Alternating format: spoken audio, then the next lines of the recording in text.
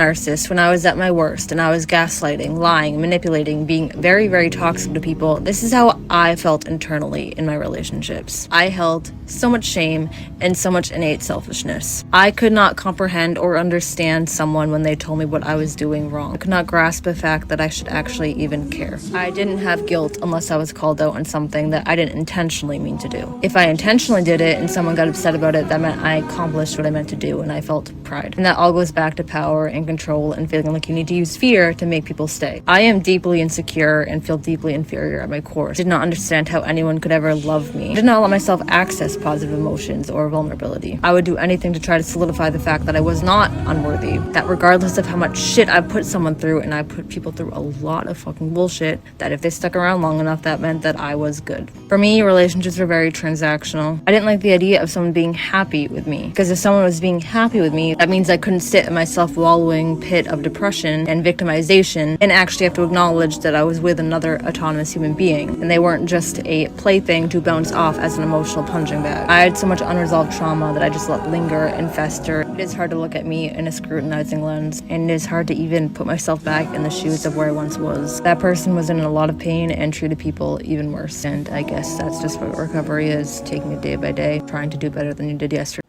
Hello there, and welcome to Calm Diva Chronicles, where uplifting the downtrodden is our focus. I'd like to look into the life of a self-confessed narcissistic personality, a woman that openly discusses how she felt during an interaction or through her relationship with a victim.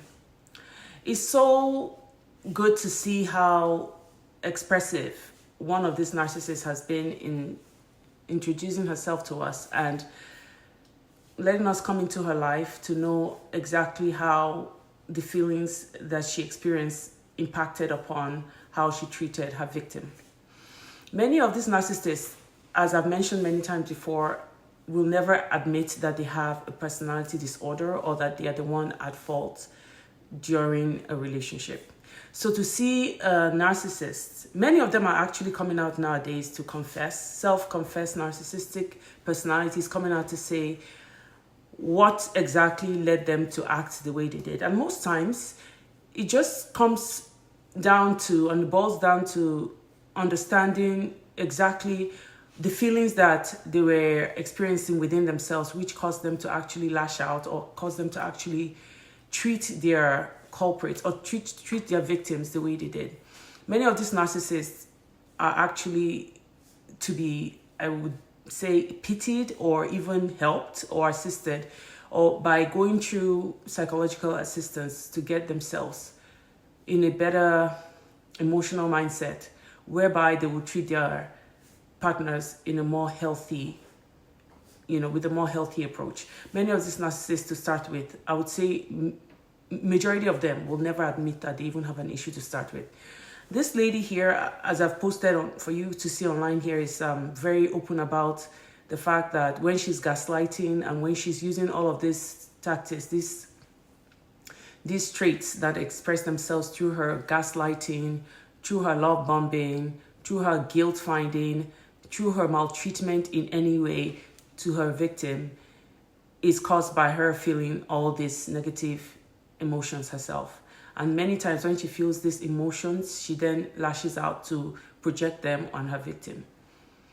This is something that is very common for many narcissists. I believe that most of them, if not all of them, have the same trait. You would know by when, I think a way of knowing when a narcissist is self-projecting their feelings onto you is when you find that they accuse you falsely or when they lash out at you for no reason. Most of the things they discuss or mention at that time that they are at the height of anger is exactly what they are doing.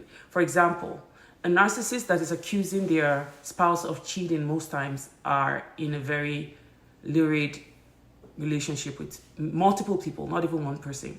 And many of them will attack their partners and accuse them of cheating at that point.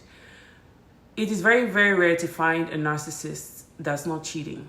It's very rare to find one that is not in any kind of relationship outside of their main one, because that is how they validate their feelings. That is how they validate themselves as being important and worthy of love.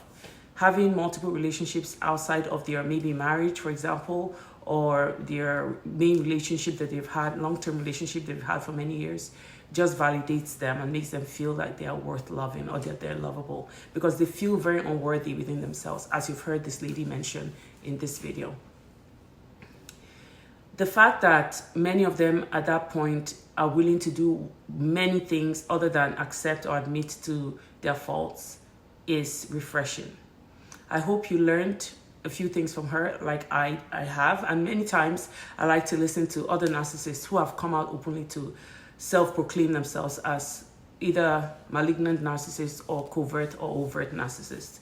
So this lady mentioning the fact that she will make the life of her victim or her victims in the past, the ones she's had in the past, unbearable, to say the least. And the fact that she also openly mentions that she's been very, very mean and vindictive to people in her past is something that is very common with narcissists. And it goes a long way to show the turmoil and the trauma and also the lifelong, impact, emotional, psychological, and otherwise, that their victims go through at the hands of these narcs. I hope you've learned a few things like I have, and I would like to let you know that it's becoming more rampant in society today. It's not one person issue. It's an issue in society where you find many people cannot even know what caused them to begin to have feelings of I guess this personality disorder that has led them to start to have these feelings. Many can be traced back to their childhoods and the relationships they had while they were young, and the feeling of not having a loving parent or not having someone that was attentive to their needs. And many times when they felt not being heard or not being seen by their parent or not being validated by those that they considered their emotional, safe place, then they eventually, decided, or not decided, I wouldn't use that word, but they eventually detach from themselves and now project those feelings that they desire to have for themselves. It's non-existent. And all they have in place of that love that they feel they've lost, that they've missed in life, is just anger. It's just a feeling of non-worthiness, a feeling of not being accepted, a feeling of not being, lovable. And then not having those feelings then causes them to project all their negative emotions onto their partners, as this woman has very clearly and eloquently expressed. I hope that with this knowledge, things like this can be avoided and it can be averted. Knowing how to interact with a narcissist is important, because then you know where they're coming from. It is very important not to take any of the things they do against us or against you personally, because you know exactly the foundation of their interactions with you. It has nothing to do with you as a person. It doesn't limit you as a person. It doesn't mean that you as a person who is under the attack of a narcissist lacks anything that's positive. It actually means the opposite, because a narcissist only chooses the best. The narcissist only comes after the best. They look for people who are an embodiment of the things that they lack in life. So you will never find a narcissist with someone that is not hardworking, or someone that is not maybe good looking, or someone that is cannot add anything to their lives. They usually go after hardworking, successful, people who they believe they can suck dry, or they can take from them the things they themselves feel that they are lacking within themselves. So I hope that knowing these, you can rest assured, or you can be rest assured, and also lean back to actually reflect upon the fact that you are someone to be applauded. For you to have these positive traits, and for a narcissist to come after you, means that you have these positive traits that the narcissist saw in you that caused them to come into your life, so that they could actually fill up themselves and the empty parts of themselves, which is a large part of who they are, with you and what you have to offer to them. I hope this has enlightened a few of you out there that are going through this kind of relationship, and I hope that as it enlightens you and it helps you, you as a person can heal yourself, and as time goes on, save yourself from such a disastrous relationship that has no positive outcome in most cases. Thank you for tuning to Cannibal Diva Chronicles today. I sign out and wish you a beautiful week ahead. Take care and God bless.